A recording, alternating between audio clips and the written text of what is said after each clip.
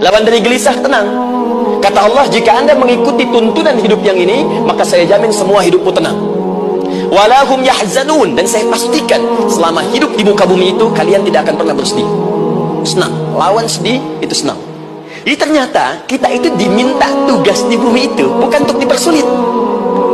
Jadi kalau ada yang hidup sampai saat ini sedih deh, di rumah tangga sedih, di kantor nggak tenang, pasti di antara poinnya bukan nggak mampu senang, tapi boleh jadi yang hidup ini tidak membaca petunjuk kehidupannya.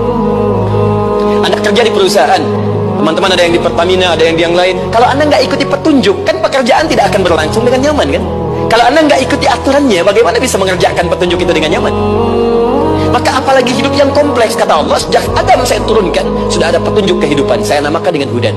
Anda ikuti petunjuk ini, maka langsung jaminan dari Allah, semua yang Anda jalani dalam hidup pasti saya jamin senang dan tenang.